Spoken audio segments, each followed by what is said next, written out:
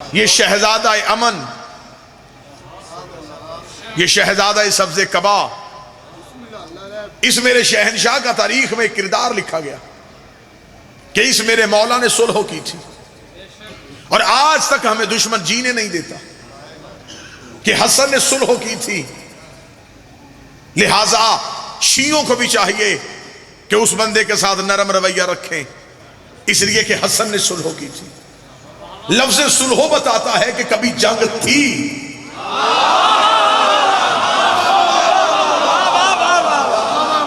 کبھی دوستی میں تو صلح نہیں ہوئی، صلح ہمیشہ دشمنی پہ ہوتی۔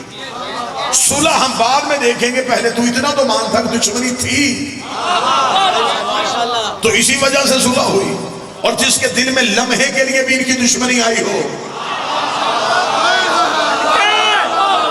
اس نے مولا امام حسن علیہ السلام سے، امام حسن نے صلح کی نہیں، امام حسن سے صلح کی گئی، جیسے حسین نے جنگ کی نہیں،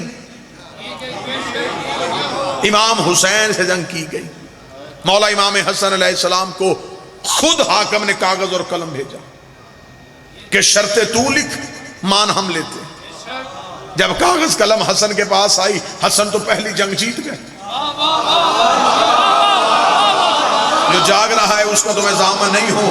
جو ہی کاغذ قلم حسن کے ہاتھ پہ آیا، حسن نے کاغذ قلم لے کے نانا کی قبر کی طرف دیکھا، دیکھ نانا تیرا بیٹا جنگ جیت گیا ہے، یہ وہی نہیں جن سے تو نے مانگا تھا اور انکار ہوا تھا، تو نے کہا تھا، اور آج دیکھ کاغذ قلم میرے دروازے پہ آ گیا۔ امام حسن علیہ السلام نے تو صلح کی پہلی شرط لکھی۔ لاہور میں پہلی شرط پڑھنے لگا، یہ شرط نہیں تھی، یہ حسن کے لڑنے کا طریقہ تھا۔ امام حسن نے تلوار نہیں اٹھائی، قلم کے ساتھ جنگ کی۔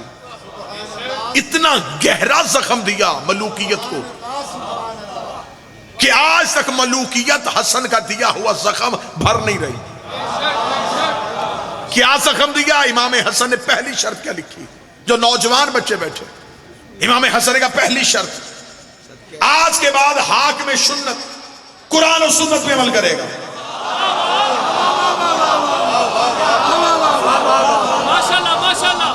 آج کے بعد یہ لکھے، یہ قرآن اور سنت پہ عمل کرے گا۔ اگر یہ پہلے کرتا تھا تو اس نے شرط کیوں مانی؟ یہ کہہ دیتا کہ حسن میں تو پہلے بھی قرآن اور سنت پہ عمل کرتا ہوں۔ امام حسن کا لکھ تو قرآن اور سنت پہ عمل کرے گا۔ قریب بیٹھا ہوا تھا اس کا مشیر، اور مشیر بھی اس کے ایسے ہی ہوتے تھے کہ جنگ صفین میں اس نے اپنے خیمے میں بیٹھ کے عمر بن عاص سے شرط لگا لی تھی۔ یزید کے باپ نے کہا کہ زیادہ میں ذہین ہوں، عمر بن عاص نے کہا زیادہ ذہین میں ہوں۔ اس نے کہا تیرا مشورہ نہ بھی ہو تو میں حکومت چلا سکتا ہوں۔ اس نے کہا تو میرے مشورے کے بغیر حکومت نہیں چلا سکتا۔ تاریخ کہتی ہے کہ دونوں میں شرط ہو گئی کہ ذہین زیادہ کون ہے۔ عمر بن عاص نے کہا چل میں تجھے ایک بات بتاتا ہوں، کان میرے قریب کر۔ اس نے کان قریب کیا، اس نے کہا تجھ جیسا بے وقوف کون ہوگا، خیمے میں تیرے میرے سوا ہے کوئی نہیں۔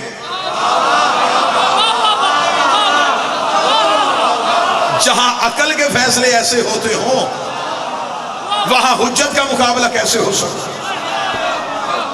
آج کے بعد تو قرآن اور سنت پہ عمل کرے گا۔ قریب بیٹھا ہوا تھا اس کا مشیر، اس نے یزید کے باپ سے کہا، اس نے رک، میں نام نہیں لوں گا، میں صرف یزید کا باپ ہی کہوں گا۔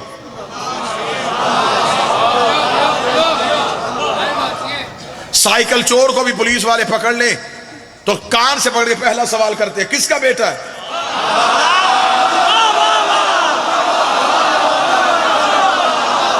میرا خیال ہے کہ ان کے لیے سب سے بڑی موت ہی یہ ہے جب قیامت والے دن فرشتے کان سے پکڑے پوچھیں گے، بتا کس کا بیٹا ہے؟ آج کے بعد تو قرآن اور سنت پہ عمل کرے گا۔ عمر نے کہا ایک شرط تو بھی لکھوا دے، میں ہسٹری آپ کے سامنے پڑھ رہا ہوں۔ اس نے کہا ایک شرط حسن تو نے لکھی، ایک ہم لکھوائیں گے۔ امام حسن نے مسکرا کر لکھوا۔ اس کا لکھ شرط کہ صرف قرآن اور سنت پہ عمل نہیں ہوگا، سیرت شیخین پہ بھی عمل ہوگا۔ سیرت شیخین جو پہلی خلافتوں کا دور گزرا تھا، ان پہ بھی عمل ہوگا۔ یہ شرط کہنی تھی، امام حسن کے چہرے پہ مسکراہٹ آئی. اس نے کہا حسن ہم نے تیری شرط مانی، تو ہماری شرط کیوں نہیں مان رہا؟ امام حسن نے کہا لکھ دوں؟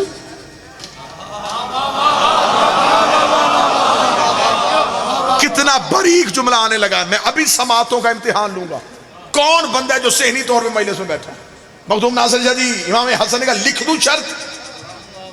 اس نے کہا لکھ، میں لکھوا رہا ہوں کہ ان کی سیرت پہ بھی عمل ہوگا. امام حسن نے کہا دیکھ لے میں لکھنے لگا ہوں، یہ شرط تو نے لکھوائی ہے؟ اس نے کہا ہاں ہاں میں نے لکھوائی ہے. امام حسن نے کہا لکھ دے. اگر یہ کہتے ہیں یہ تسلیم کر گئے ہیں سیرت شیخین پہ عمل ہوگا، جب میں نے قرآن اور سنت والی شرط لکھ دی تھی تو دوسری سیرت لکھوانے کی ضرورت ہی نہیں تھی. انہوں نے خود تسلیم کر لیا کہ وہ بھی قرآن اور سنت پہ عمل نہیں کرتے تھے. بولو جو حسن کے نوکر بیٹھے، اگر ان کی سیرت